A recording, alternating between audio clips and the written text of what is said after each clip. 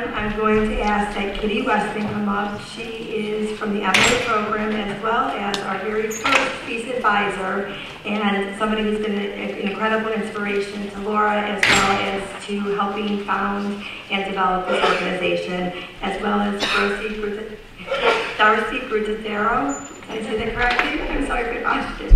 The director of NAMI, Child and Adolescent Action Center.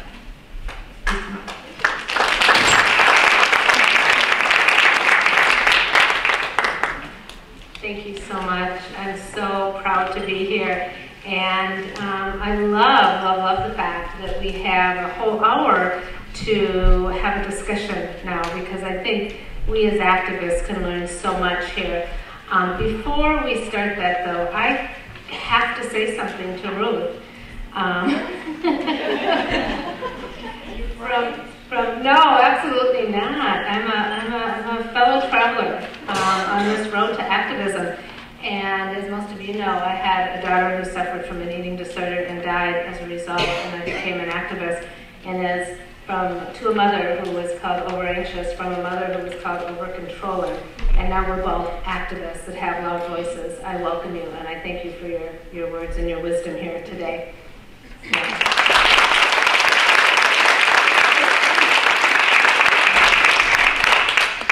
And to Darcy, thank you so much. NAMI is an incredible organization.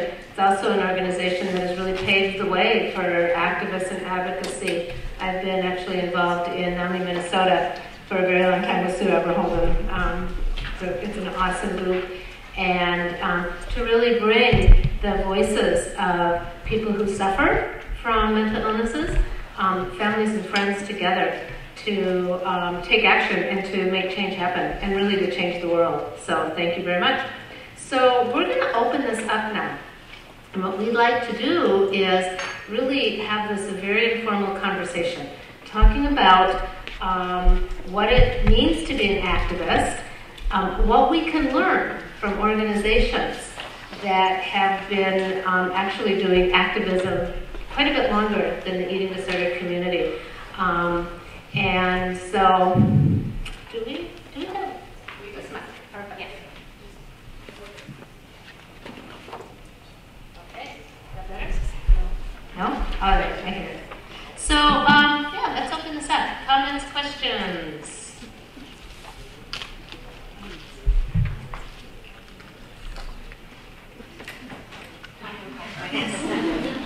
Ms. Collins.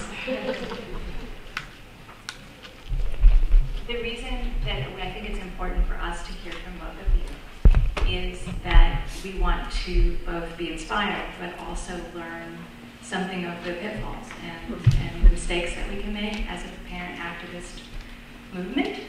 And we're kind of early on in it, and so this would be a really good time to give us somewhat of some warnings and some cautionary tales.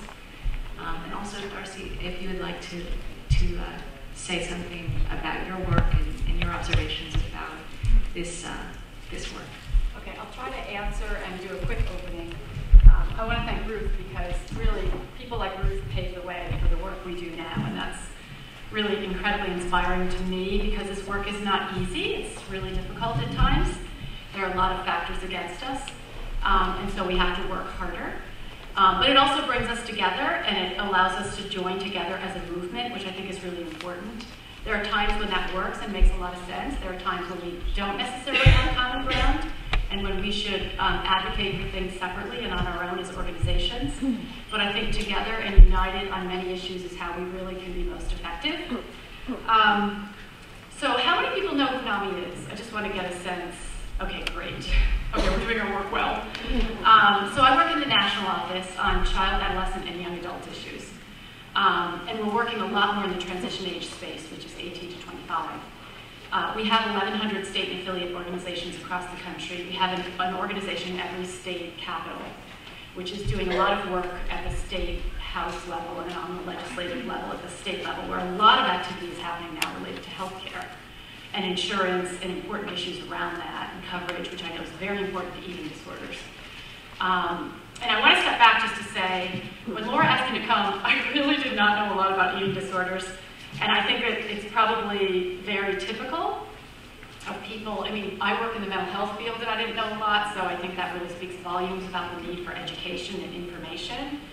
And I actually went to the F.E.A.S.T website and I was totally impressed. I think the information is amazing. I think the links off of it are amazing, and I think the things that have been written about the work that people involved in F.E.A.S.T are doing are really important. So I would say kudos to you. You are way ahead of the curve, I think, in terms of really putting together some impressive information that is critically important. But education is something that NAMI really focuses a lot on, because there's a huge amount of misunderstanding and a huge amount of not understanding mental illnesses. And NAMI covers the whole bandwagon. NAMI was actually developed, we don't do very well with eating disorders, I'm sorry to say. So I guess I should retract what I said. But, you know, I think really NAMI was formed by mothers who had kids with schizophrenia, and it was very similar to the autism movement. It was because they were blamed. They sat around at a coffee table in Wisconsin to form NAMI. NAMI's been around for 30 years. We started just like this with small meetings and gatherings and really grew into a big national movement. And I think we've seen a lot of things progress as a result of our work, but we still have a lot of work to do. So I just have a couple of comments. I actually kind of made some comments because Laura and I had talked and she gave the indication of what she wanted me to share. I made some comments about what works best and kind of what we found successful and where we have some challenges that I think continue.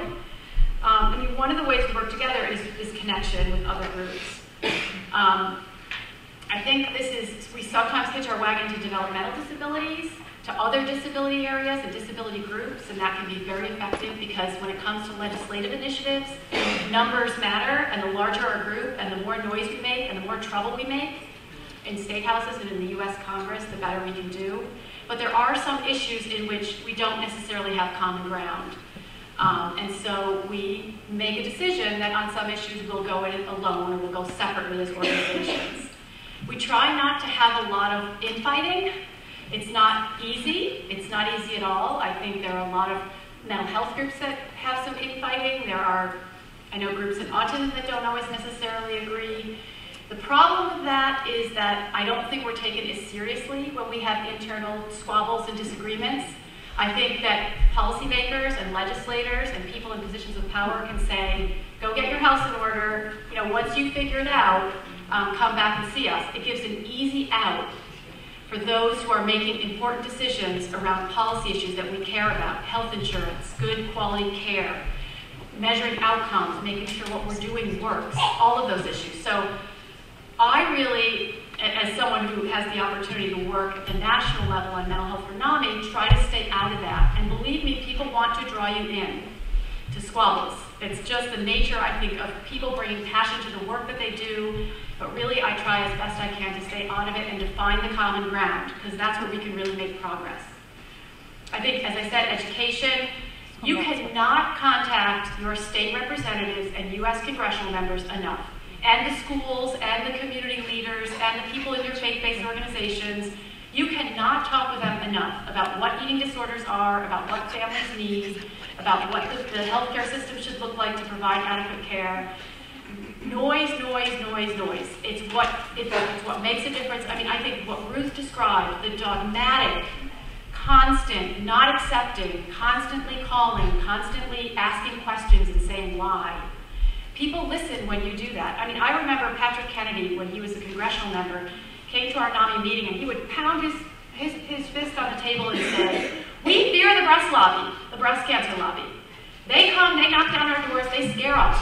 And when you don't scare us, you need to scare us more. You need to make more noise, you need to be more edgy. I mean, he really made that point, and I think autism, to their credit, has done a really nice job in raising awareness in a much faster way than the rest of the mental health world has done. I think, you know, to their credit, they've gotten a lot more investment in research, they've gotten a lot more attention at the legislative level in Congress, and I think they're a really shining example, so I'm going to shut up in a second. Ask for what you want. I think be really specific. It's not enough to be making those calls. You have to be very specific about what you want, and if everybody can be saying it in the same way, with those little catchphrases, it makes a difference because the message gets across. It's just like any PR or marketing campaign. If everybody says it, it's heard more often. The other thing is celebrities. I know Ruth talked about in working with, the Rainmaker movie. Rain Man. The, working with Dustin Hoffman. We recently had Glenn Close join the whole mental health movement because her sister has bipolar disorder and her sister's son has schizoaffective disorder. She developed Bring Change to Mind. Anyone who hasn't seen it, please go to their website, bringchangetomind.org. She's invested a huge amount of time and interest and intensity in mental health issues. It has really helped us to address stigma. She got Ron Howard to do a really nice PSA, and to invest a lot of money in her getting the word out, helping her get the word out. So maybe you've heard the Bring Change to Mind ads. I know they're on NPR on Car Talk on Saturdays, so I've heard them. But I think it's really important to try to get celebrities, and we know there are celebrities out there that have connections to eating disorders. No, absolutely no question about it. So the question is, how do you bring them into your family under your tent? I think research, data, and science are real. NAMI has hung its hat. One of our early goals was to double the NIMH budget, and we succeeded in dogmatic advocacy years ago of doing that. And I think the fact that you have Dr. Insel coming is totally impressive. And I say to Laura and the leadership of F.E.A.S.T, kudos to you. He's amazing, he's interested, he'll listen, take the time to really talk with him. He can make a huge difference at the federal research level. But what we've learned at NAMI is that's not enough. Your stories are powerful, so you have to marry the research, data, and science with your personal stories and what it means for your families, because that anecdotal storytelling is what can really, really move legislators and others to really act. And finally, I think that's finally it is, be part of the solution. Demand better quality care, demand better outcomes. We do a very poor job in the mental health world in general of improving the quality of care, of tracking how well we do, of making sure providers are trained in the evidence-based interventions they should be trained in. We are still turning out lots of providers in this country who are doing Freudian psychoanalysis, even though and practicing it with anxiety and depression, even though we know it doesn't work. If you're not using cognitive behavioral therapy, it's really not producing the kind of results that we should be seeing. So we're still turning people out at the higher ed level with experience and training and fellowship programs and practice that is not necessarily rooted in the most effective interventions. And I think we have a right as family members, as people living with conditions, to really say, that's not acceptable. We want better outcomes. We want you to measure them. It's your public money. Don't you care about how it's spent? That's our money. That's all of our money. So, I would just say on the quality healthcare side, and I'm going to tell you a very quick little anecdotal story. On August 19th, was struck by lightning. And I spent, my husband had to resuscitate me with CPR. I spent 12 days on a burn unit, 3 of which were in ICU. That's why I have this little ditty on. I received extraordinary care and a lot of hope and a lot of inspiration and a lot of encouragement from the healthcare team that treated me in the hospital, and from my friends, and from my family, and from the people in my community. And I was asked the week I got back to work, I was out 7 weeks, and actually I wasn't even sure I was going to make it here, but I did. But Laura was very persuasive, but I was asked by someone in my office, we get to speak to a room of intern residents. They're coming out of their residency at George Washington University Medical School. And the person who runs our policy team said, can you come and tell them what you do on children's issues? I said, I want to tell them something else. I want to tell them about how I had this life-altering experience happen, and about how the quality of the care I received and the inspiration, hope, and encouragement I received made an enormous difference in my very, very seriously expedited recovery. And I had third-degree burns up my arm and across my chest, and I spent a lot of time in recovery that was very painful. And so I told this room of interns and residents, I said, you have a chance to change the culture. Because in mental health care, we are not necessarily, and there are exceptions, so I apologize to the providers in the room who are doing a better job, but as a whole, we are not necessarily treating the whole array of mental health conditions in this country with the same urgency we do other healthcare conditions, and you are launching into a profession where you have a chance to change that. You have a chance to make a difference. I am floored when I hear parents call me and say they were told there was no hope for their child, that their child would spend their life in an institution, and other things that absolutely made these families feel like there was no hope for their child. And these are families that had their children go on to do amazing things who are now angry about it. So I took that opportunity to say, we could do a better job with the care we provide in this country, but it starts with you and us and all of us. So that's all I want to say, just that I didn't want to pass up that opportunity to take my little experience in life and to really use it in an advocacy way. And I think that's what's really important, that we draw these analogies, that we say this could be anybody, any of us, and then it's important that we all care. So, Ruth, I'll turn it over to you. Oh, wow.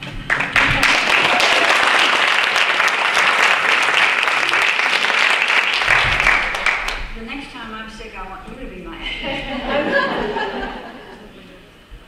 Well, there are a number of things I have written down, and you touched on some of them. And they're all connected. I want to give you an example about don't give up. Early on in my career in autism in Huntington, well, it was after I started the agency when there was finally nobody to do the services. We got the teachers and we got the people going off to all kinds of training, but there were still no services for adults. My son was graduating from high school. We got him public law 94142, but he graduated from high school and zip after that. So I decided that we were going to start an organization. And one of the first calls I got was from a parent. Actually, I knew that parent because she had been active in our state society. She had been called to a house. She had been called to go out to a house with a social worker because the social worker had received complaints that there was a mother putting her child outside of the house and tying him to the post of a porch. So now, of course, everybody thinks we're going to have to arrest this mother. You know, what's going on here? So she called me and asked me for some advice. I said, well, you might first of all see what his behavior is like, talk to the mother carefully and see what's going on. That mother had a wild autistic son. He's now in his teens, he's very strong, he's destructive, she has no help, she doesn't have a family support system, the government's not helping, there's nobody in the community, she's alone. And she has this kid who could beat her up. And in order to get relief, she put him outside once in a while and tied him to the post. That's not child abuse in my book. She had no other alternative at that point. And I said to her, you find out what she needs and you go straight to the mental health organization or to your local mental health provider and tell what you saw and try to get her some staff and some kind of support. And when they went out there, they said that's exactly what was happening. They were all excited about, exercise. They were going to put somebody in jail. This mother was such a bad mother. How could she tie her son up? Well, I can tell you there are parents of autistic children who not only tie their sons, they put them in locked rooms. Because at first there was nothing else you could do. What else can you do? And you can't chain them all the time. In fact, one time, when we lived in upstate New York, we rented a large, wonderful old house for a year. And we had a long driveway out to the road, the country road.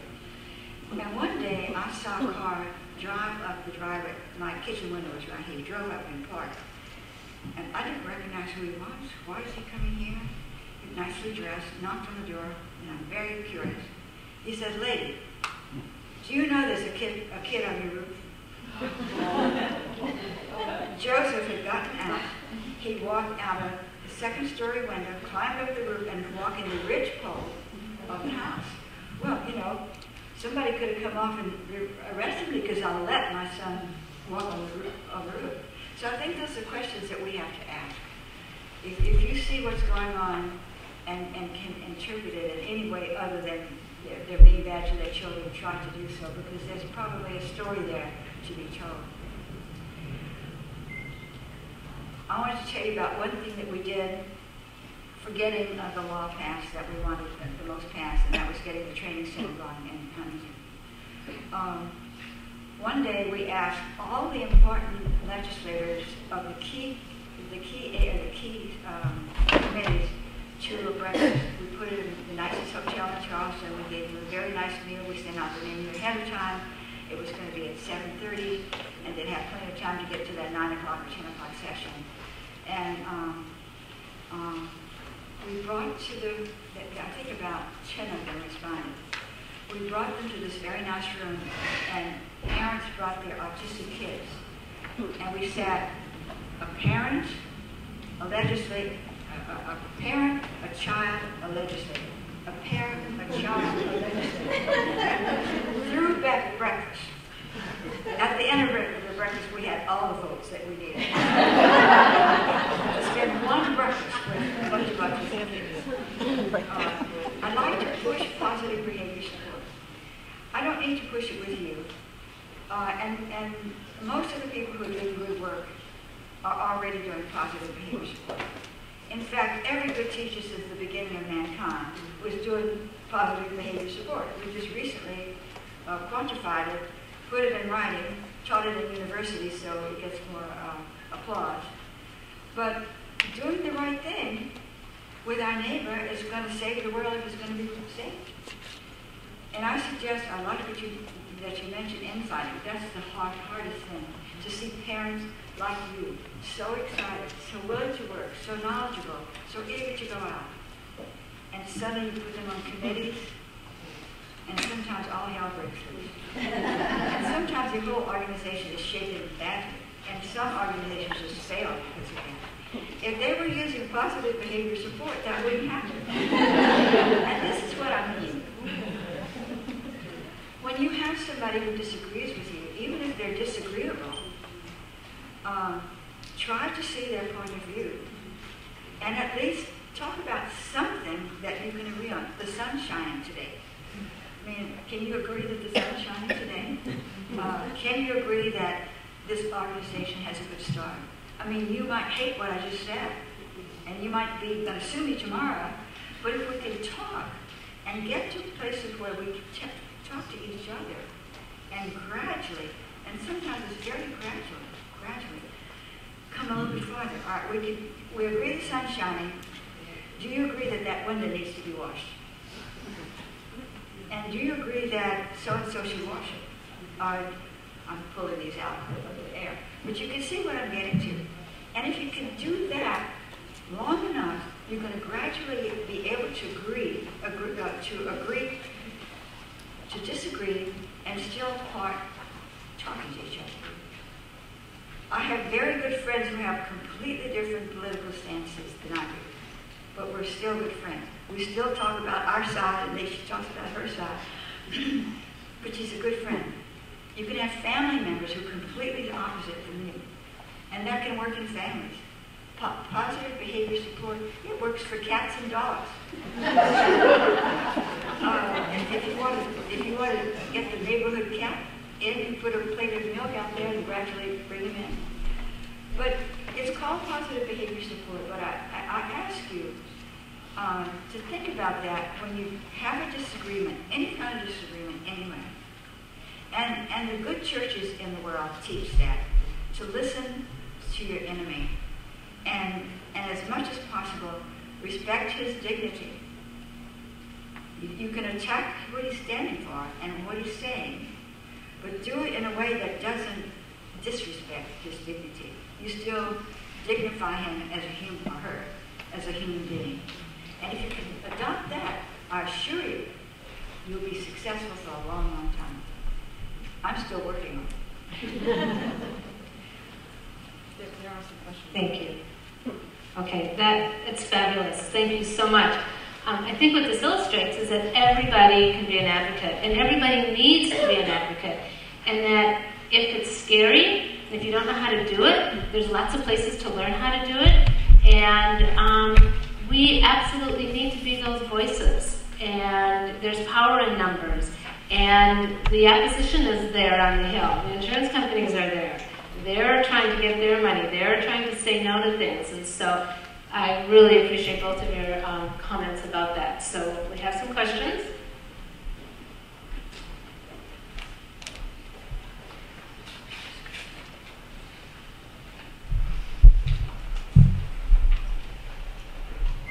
Hi. My best friend has a son with autism, and so it's a very important topic to me. And I was so impressed with your speech, and I was writing notes down vigorously, and I had so much compassion for you until you said a statement that just blew me away, and I was wondering where you got the statistics for it, that you heard that Jews, wealthy Jews, could buy their way out of the Holocaust if they had enough money, and I was wondering if you knew how offensive of a statement that is. To me personally, most of my family died in the Holocaust. One, I think your facts are wrong, and you should check them. And two, when you're trying to have people have compassion for you and for your cause, I don't think you should be throwing out ignorant statements like that. Well, first of all, I'm very sorry to have offended you. That certainly was not what I was asking for. And there's pretty good evidence that there were people that could, if you could pay the Nazis enough money. How many? 6 million people died in the Holocaust. How many people do you think were able to buy their way out? Not many, of course. Okay, but what did that have to do with your speech? Okay. Why did you add it in? I'm just wondering. Can we, I appreciate this dialogue, and I'm sorry that you're Could offended. we talk after? Yeah, could you two hook up after this? We'll talk in the So we hall. can kind of continue with talking about the advocacy and the strategies. Okay, Would well, that it's be always okay? time to talk about things that are important to you. That's No, all. it is. It's Okay. really time to talk about things that are important. And I appreciate it, and we certainly don't need to be blowing you off, but I think to finish that conversation. Thank you. Hi, I have a question. I'm a clinician who practice in a group very committed to empirically based treatment, and it is not at all unusual that we are the second treatment facility for many of the children that we see with many families that have gone through months, even years of getting inadequate treatment. And so I would say more times than not in a given week, we walk out of our initial appointments or assessments enraged and with our heads spinning and sad for what these families have been through, and also empowered that they got to us.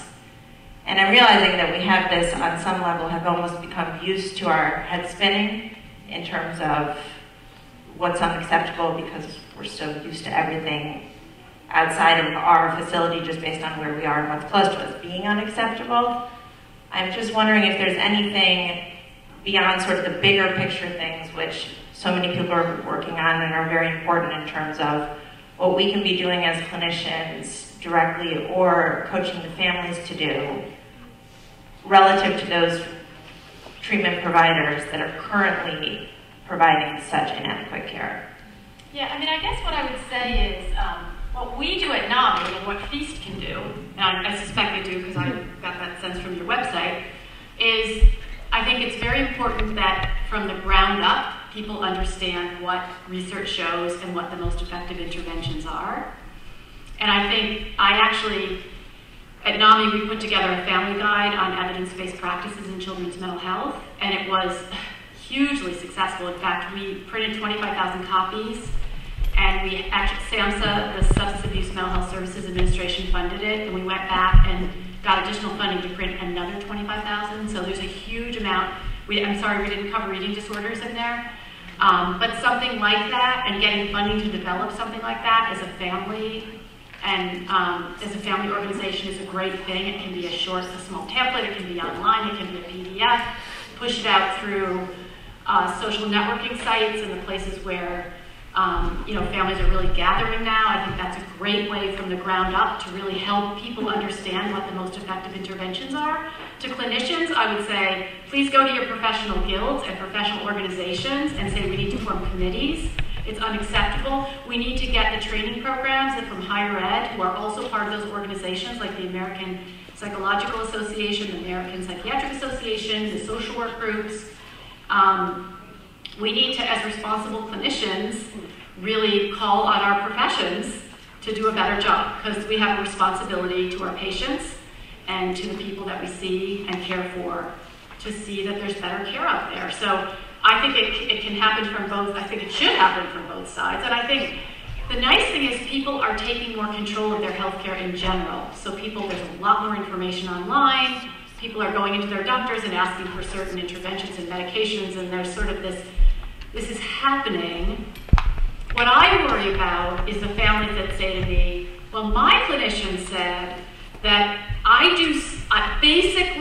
do cognitive behavioral therapy, or what I do isn't called CBT, but it works really well with my patients.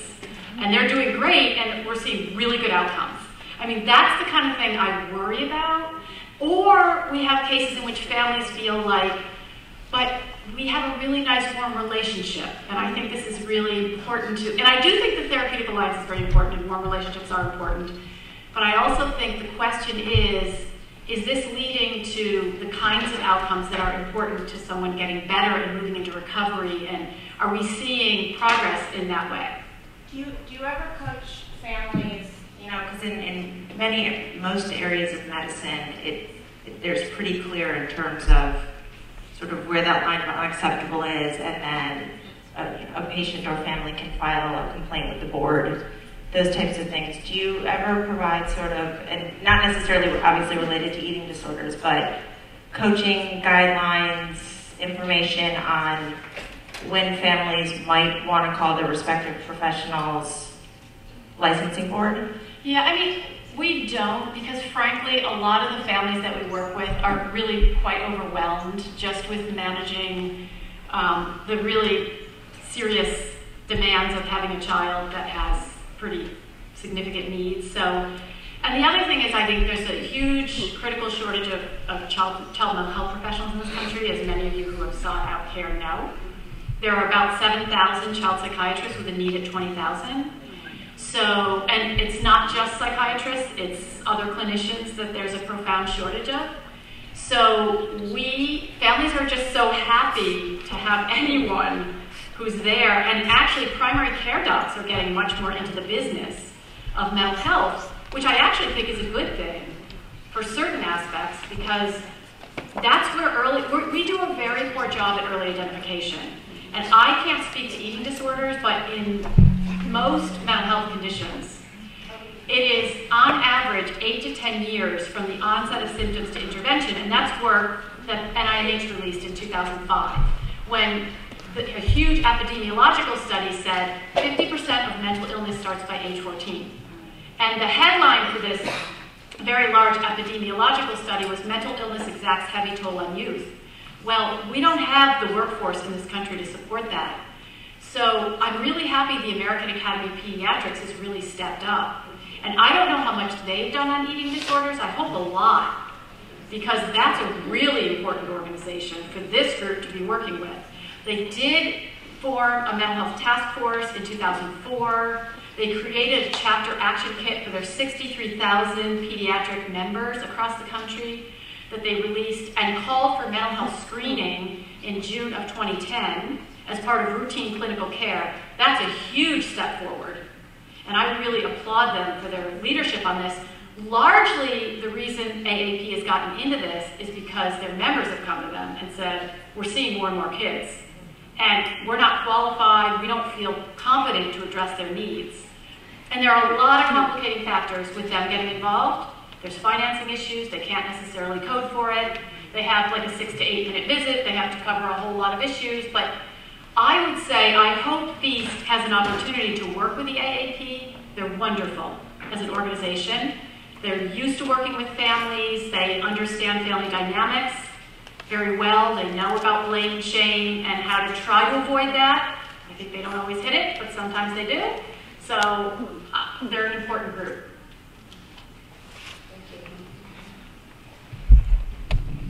This is a question, I think, for everybody in the room. My daughter is about a year and a half into an eating disorder, doing very well, and I feel very passionate about getting the word out. But she's 15 years old. There's this huge stigma still. You know, I have to respect her privacy. What can I do to push the issue and to educate people, but on the other hand, until she's old enough and mature enough, respect it. She doesn't want people to know.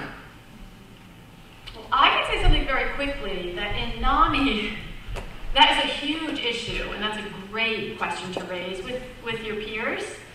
I would say some of our strongest child advocates have become so after their children have gotten older. And that's just kind of, and part of it is that they have been dealing with a lot of the challenges of having to manage some serious crises. So they weren't in a position to help earlier. But I suspect part of it too is protecting the privacy of their children, which I think is a huge issue. And you know, we get press calls all the time that they want to cover certain issues, and it is a huge dilemma for parents because even if their 15-year-old says, it's okay, Mom, I'm really out there, I'm okay with it, who knows how they're going to feel in 6 or 7 years when they have to know that, especially with, you know, everything archived forever. I mean, that is a really important question. And at the same time, the only way we can really deal with stigma is to be real about what's going on. So it's this kind of tension. It's a real dilemma, and I'm very interested in the thoughts of other people. I think it's huge. Thank you. I just want to just make a short comment on that. When we fought in the United States very hard to get mental health parity passed, Rosalind Carter talked about one of the important reasons why insurance companies need to address mental illness and cover the cost is that once insurance companies recognize them as being real, it's okay to have them. So if you think about that, that was a really powerful statement, and that it really does decrease the stigma and shame, that understanding that these are real illnesses. They're not choices, they're not behavior problems. So we have a couple more questions here. So I have a question from Dr. Sullivan with regard to infighting. How has your organization managed different thinking about things like, say, biomedical interventions or vaccines? How have you managed to stay cohesive? I don't think that we have the same divisive issues in eating disorders, but there are some at the margins, and I wonder, you know, how we can learn from things that the autism community has faced in terms of those greatly divisive issues. We certainly haven't. And in the early years, we didn't know as much about autism as we know now. You're in those early years. We don't know as much about eating disorders as you're going to know in 6 or 7 or 10 years. So if you can keep talking to each other and use positive behavior support, you'll still be friends and have an organization in 6 years. It's that simple. We had blow-ups out where we thought the earth was shaking. All because of people who got exercise, let it go, and the earth shook because they called each other names. Not bad names, but they let them know they were not very smart if they thought that. And if we could stop yelling at each other, we'll find out. And now, you know, any large organization that has such drama and passion as yours, it's hard to keep that passion down if you're disagreeing, you know, over finances, for instance. This committee has more money than this committee has. I don't like the way she dresses. I mean, penny things sometimes can just, as you know, blow up. Questions? Yeah, observation. I'm Susan Ringwood from running Beat in the UK, and I just wanted to say something about how do parents and individuals put their stories over. And I think you do them by doing exactly what you're doing through F.E.A.S.T, through collaborating and working together, so that it's never the burden falling on one parent's shoulder to talk about their own child. It's all of the parents talking together, whether it's through Laura and the opportunities, or what Carrie's doing, or what any of the other members of the organisation are doing. So you're standing shoulder to shoulder and putting those points over, so you never should feel exposed, just you, yourself, and your child. You are speaking for all. call, and that power of numbers is really, really important. You talk about the individual case, but you talk about it, in a collective way. But also through FEAT, we have got a lot of young people who stand up and talk about their own experiences. They sit next to me on the breakfast news anchor programs. They talk about what they're doing, and one by one we are breaking down some of those barriers. So young people can be very powerful advocates too, but we do it in a really safe and protected way. But I say work together, and that's what you're doing so well in this room. So all power to you. Thank you. We have a question that somebody wrote down that I'm just going to throw out there because it kind of talks about the stigma and shame. It also talks about prejudices against people that don't kind of fit into one little category. And it talks about seeing a documentary on public TV recently called Refrigerator Mothers about autism. I didn't see it. How do parents of those with autism continue to fight against problems like diagnosis in atypical people, such as those that are older, of color, or female? In the eating disorder world, we certainly have more women than men, but some of those other issues do exist. So, what do you want to? Well, again, if you keep talking to each other, for instance, to continue my response that I thought after you sat down, about, you might, your daughter or son may not want to be identified as having an eating disorder. Well, although autistic kids could not talk, I don't know that they would have been hurt to be called autistic when they were mute and not talking. The parents were, because the parents were called refrigerator mothers, and you were identified immediately as a refrigerator woman if you had a child. So, but in 6 years, going the way you're going now, you're going to get so much information out there that there'll be a Rain Man equivalent of you sooner than 8 years.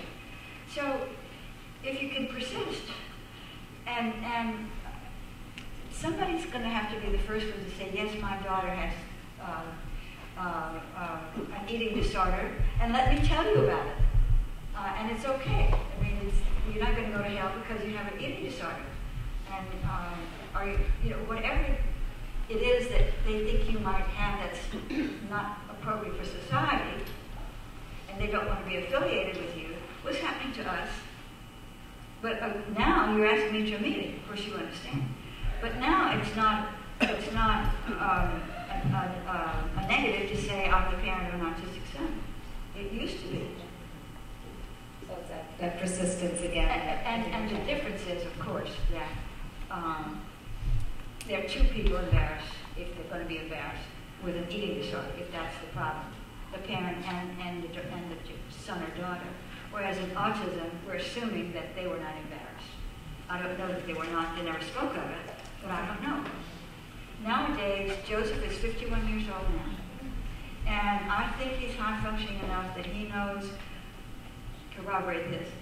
When somebody's saying something really bad about him, he would react to it. I think he knows enough now to be a little bit hurt. There's just a shadow that falls over his face. But they're very different from this group. Other questions?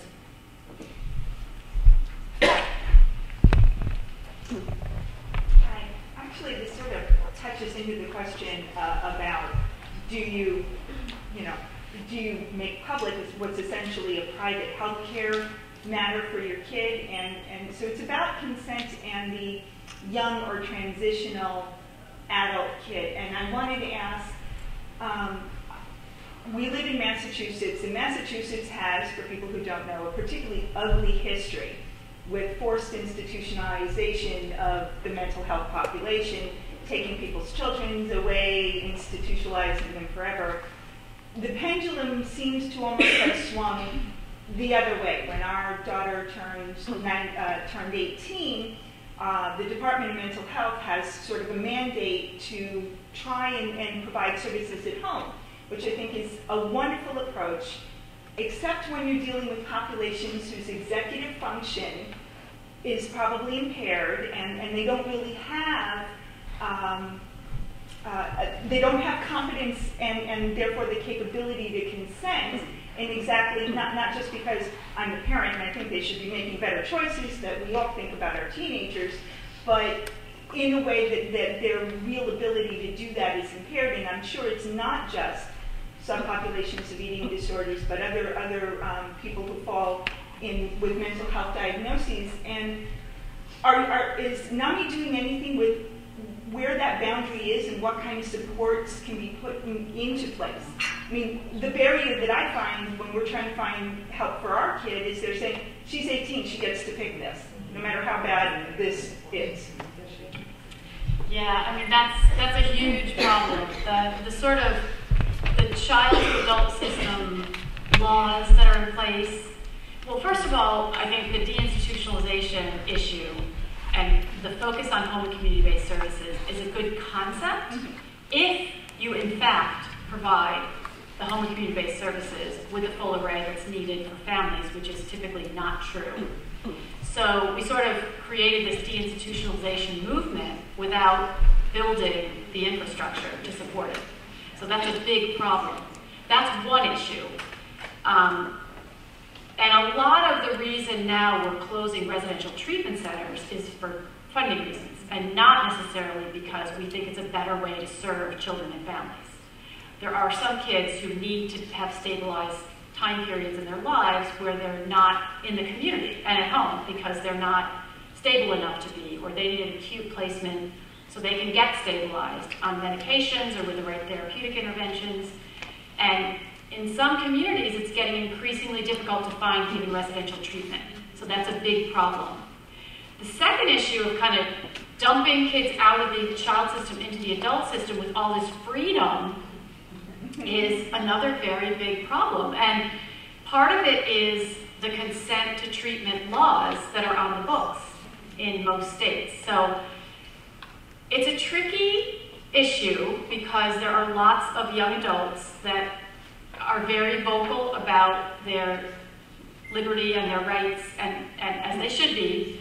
And I think the pendulum has probably swung a little bit too far because now, in order to get someone treatment, you have to present a danger to self or others. And literally, families say they have to commit a crime. And what often happens is there's a horrendous crime committed, and they suddenly are spending life in prison. I mean, it's really, this is real. And so we work all the time on this issue. It's very delicate because NAMI is not just a family organization, we are also a consumer organization, or people living with is what we now refer to it as. And that's another funny thing, the semantics. You know, we've gone through so many iterations of mental health, mental illness, consumer, person living with. I mean, you can get really caught up in that, and we try not to. But yes, we work on it. It is very difficult to balance the rights of people as they become adults and should be able to make their own treatment decisions. And some state laws have changed to lower the standard a bit so that it's not this danger to self or others, which really requires someone to be on the brink of either having a horrendous health crisis or committing a horrendous crime. So we work on those issues a lot. Those are the families that come to NAMI very often. They are struggling, and including the families whose child decided to leave treatment, came home, and murdered a parent. I mean, those are the families that come to NAMI, and these are families that tried desperately to get their kids help and couldn't. And so it's very frustrating. There are laws in place that outpatient commitment laws where people actually have to comply with treatment. It's a very difficult road to go because it's just, we have to find more compassionate ways to engage. And the other thing I will say is, I've read a lot of books that have been written by people who have lived with mental illness of various forms. And they have had horrendous experiences with the treatment system. And it is very difficult to engage them because they've had such negative experiences, and they are completely turned off from the system. And as soon as they can get out of it, they will. And they will not turn back. And they get into some real trouble because they're not willing to adhere to treatment. So it's really important that we focus on, and we focus a lot on that at NAMI. You know, engagement will come when we create humane, dignified systems. that really respect people where they are at. So that's something we focus a lot on. And that's something FEAST can work on too. I mean, I think, you know, getting the healthcare system to respect, and just even the way people communicate with one another sends a huge message. So if someone says something to someone with an eating disorder that completely turns them off, which I'm sure happens all the time, they're not going to really be gung-ho about going back. You had mentioned a couple of times that NAMI is not that familiar with eating disorders, and it sounds like we've maybe not made the brochures either. So I guess I'm asking you, how can we partner with you? How can we make sure that your staff is knowledgeable and that we are making the brochures? Because I think you mentioned that we need to be partnering with other organizations, and I think you might be the one we need to partner with. Yeah, I mean, I think, so I would welcome, Laura has reached out to me, and Laura's very impressive, and I really appreciated that, and I would welcome the opportunity to talk more about opportunities for collaboration on certain issues where I think we have common ground. There are issues where I think we don't, but issues I think we do, for sure. There are lots of Washington-based coalitions that can really zap your resources and energy to be involved with them, because there are, frankly, sometimes too many. But I would be happy to share some suggestions on key kind of coalitions to join, where you can really raise the visibility of eating disorders within the broader legislative context at the federal level. I think reaching out to, I think creating resources is really important, and then pushing them out through creative vehicles, like some of the social networking sites. We've gotten much more engaged. I'm sure you have too, on Facebook and Twitter, and you know, that's a great way now to communicate information, and it's kind of mainstreaming information about mental health and making it more acceptable. So I would say that, but NAMI is very open to working with other groups, and so I would say, you know, our door is open, and we're willing to talk about areas where we have common ground. And I think NAMI is also, in most states and cities, they have lots of committees and lots of ways to get involved. And in Minnesota, I'm on the NAMI Legislative Network, and I'm on the Legislative Committee, and so I get myself very involved that way. And so that helps drive my advocacy work, and it also helps NAMI understand eating disorders, why I'm there, why it's important. So there's, on a very personal level, check your local NAMI office and find out what committees they have open, and show up, because they're very welcome. It's been a really good partnership for me. And actually, I just want to say very quickly that NAMI Minnesota partnered with one of the autism groups, I'm not sure which one, but to work at the state level to require all teachers as part of their recertification to have training in the early warning signs of a variety of mental health conditions that children develop. So, I mean, don't forget about opportunities to reach out in the education world, which I think is huge.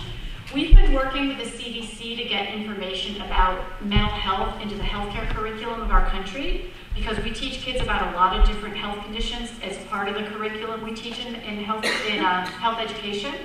So think about creative ways to infuse information about eating disorders into the systems that serve children and families. Because the thing is, it gets more spoken about. Kids are much more willing to come forward. A lot of times when children are experiencing symptoms of a lot of these different conditions, they don't know what it is. Nobody's ever talked about it. It's kind of, they're wondering, is this weird? Why is this happening to me? I mean, there's a lot of that kind of thing going on, or they're starting to get into trouble, their grades are slipping. Nobody's kind of looking at the mental health angle potentially. So I think the more we can get information to kids about what these conditions are, the more they can kind of understand when they may be getting into a situation that's risky, or they may be experiencing some symptoms. Could I say something attach onto that? I think it's important to help the media in your community understand what's going on, and develop good relationships with your media. I don't know if they'd be as interested in eating disorders as they were in with autism, but you've got some pretty interesting stories to tell. They're always looking. The media is your best friend in town. I mean, if they're on your side, imagine what they can do for you, and just highlight it. And whenever you can, for instance, if we want to get a certain organization's, government organization's attention, we'll ask the top guy to come speak at our next month's meeting. So he has to find out our name, what we're all about, and read the literature that I sent him, and then he's going to have to make a little talk, and we can give him a little award, and there's a write up in the newspaper about it, a headline. And that's very important for people you want to impress to have a headline in the story the next day. And it just completely helps you. You don't have to do it yourself. The newspaper people like to do good stories that are fun to read, or interesting to read. Hi, I'm from Tucson, and of course we had that terrible event last January 8th, and I was very fortunate following that to attend a meeting at the University of Arizona where I think it is NAMI's former executive director spoke and talked about a new program that I believe started at Columbia University, New York City, where there is a screening at the beginning of the school year for mental illness, and they're trying to promote this program across the country. My question is, could there be some way of incorporating eating disorder symptoms or something, to identify those early and to therefore also teach the school professionals, whether they be the on-site social worker or the teachers, to be aware of those at the same time? I mean, it seems to me all of this is interconnected, but I do know I was very excited to hear about this post-screening program because I think it's awfully important. Yeah, I mean, I know about the Columbia University Teen Screen Program. We've worked a lot with them. It's a wonderful organization. They've kind of moved from focusing on schools to primary care, and they're doing a really wonderful job at talking about the importance of mental health screening in the context of well-child visits and different developmental stages, especially adolescents for depression. I'm not sure if there are instruments that would detect eating disorders, so I don't know if there are. I would say that looks like an advocacy opportunity, and you may want to think about it in the context of things like children go into primary care for vaccinations when they're adolescents. They go in for sports, physicals. Look at those opportunities.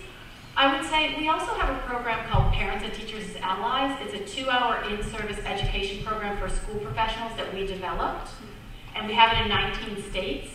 We do all the work, so we go, it's just a 2-hour quick in-service on the early warning signs of a whole array of mental health conditions: depression, anxiety, ADHD, bipolar disorder, early onset schizophrenia.